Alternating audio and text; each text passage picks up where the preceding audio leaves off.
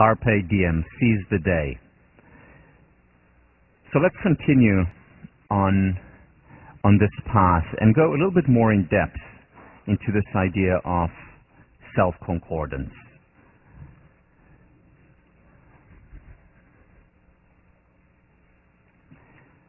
What are some of the benefits of self-concordance? The first one, and there are many, the first one is the obvious one. You don't need to be a rocket scientist or even a social scientist to understand that setting self-concordant goals can potentially make us happier. Because we're pursuing something we care about, it is more likely to reinforce our enjoyment of the journey. The second thing, in addition to increasing well-being, certainly connected to well-being, is that very often having self-concordant goals, having goals in general, but in particular self-concordant goals, resolves internal conflicts. For example, it helps us deal with anxiety, with uncertainty, with existential questions. What am I about? What am I doing? Why am I here? And if you think about it, very often when we go through periods when we're not sure where we're going, where every fork in the road is about ambivalence and uncertainty, that's when the existential questions come up. That's when there's uncertainty. That's when very often there is unhappiness. Whereas when we know what our path is, it helps to resolve internal conflict. An interesting way to think about it is by drawing comparison to interpersonal conflict. So here we're talking about intrapersonal conflicts within. Anxiety, depression, often a result of that. But there's a lot of research on interpersonal conflicts. And I talked about briefly when I discussed practical idealism and conflict resolution. And the way to deal with conflicts, the best way to deal with conflicts and resolve them, is to have a superordinate goal. A goal in which both sides, both conflicting sides, engage in and are dependent on one another, are interdependent. And that resolves interpersonal or intergroup conflicts. This is the work of Muzaffar Sharif or Elliot Aronson. In the same way, having a goal helps to solve internal conflicts, intrapersonal conflicts, because it takes our mind away from those existential, often important, but sometimes difficult questions, especially when they persist, away from anxiety, away from depression, and we're focused on something we really, really want to do. Also, it increases the likelihood of success. Individuals who set self-concordant goals are more motivated, they're more likely to work hard, they're more likely to put their all in whatever it is that they're doing. In the long term, those who pursue their passions are more likely to succeed. Again, seems pretty straightforward, pretty self-evident, common sense, but as we've often said, common sense is not that common.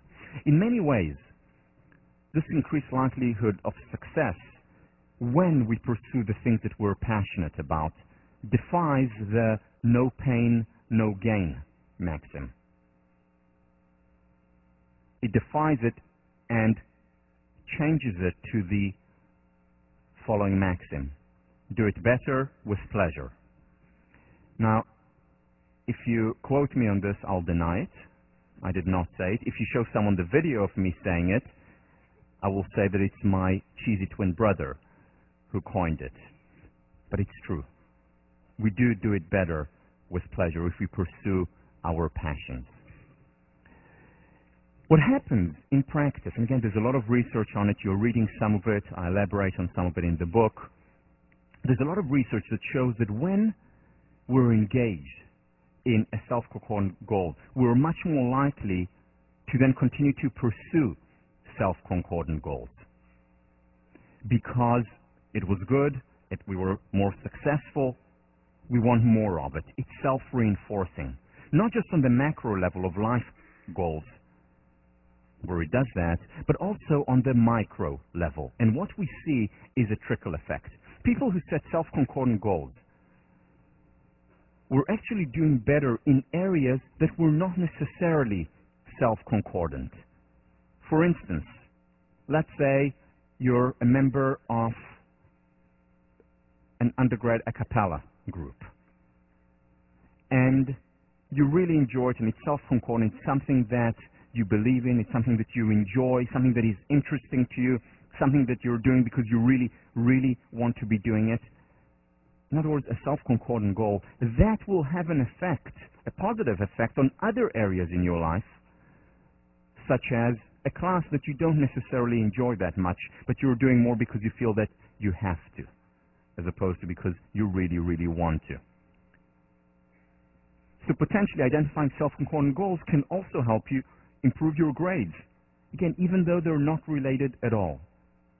Because overall you're more motivated, you're more excited, you're more interested, and you enjoy life as a whole more, and positive emotions have a trickle effect. In a way, you can think about it like a candle in a dark room.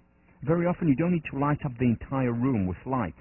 A single candle is sometimes enough to spread light to darkened corners of the room.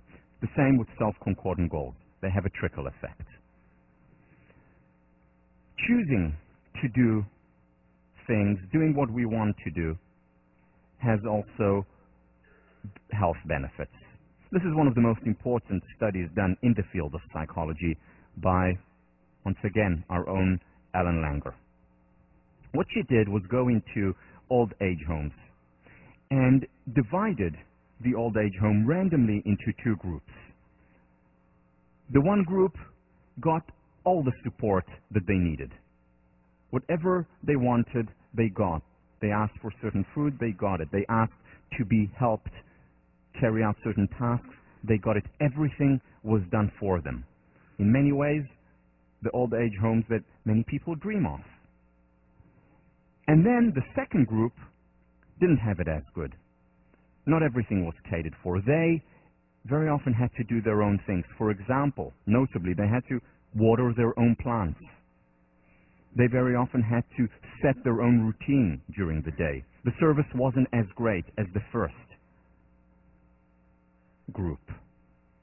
They had to tell the employees there if they needed something, they very often had to get it themselves. And again, they planted, they watered their own plants. And what they did was, Langer created this two different scenarios and then went back 18 months later. After 18 months, the second group, the group that watered their plants, the group that took care of their day, the group that was not catered for in the same way as the first group,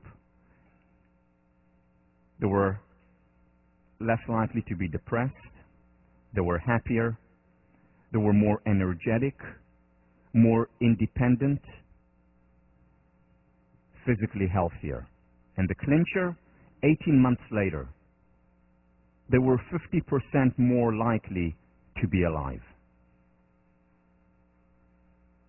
The only difference being that that group that was healthier, happier, more likely to be alive, had choice. They did their own thing. They were asked, what do you want to do, as opposed to being catered for, being supported. And in some way, this was too easy. There was no choice involved. And when we choose, when we do what we want to, it has implications to our well-being, to our success, and to our physical health, to the point of leading to longer life. Significant difference with such little intervention. And yet, so many of the old age homes today are built around the notion of let's cater to all their needs. Let's do everything that they desire. Let's make it easy for them. That's not necessarily good. There is too easy. Whether it's the notion that I talk about in the book, the underprivilege of privilege, where things are too easy, where we don't fail enough, whether it is in an old age home, where it becomes too easy, as opposed to making choices and struggling and making decisions. And it applies, as we will see later, also to the notion of stress and how important that can be in cultivating resilience and ultimately happiness. Too easy is not necessarily good. Finally, we see this also in oppressive regimes versus democracies.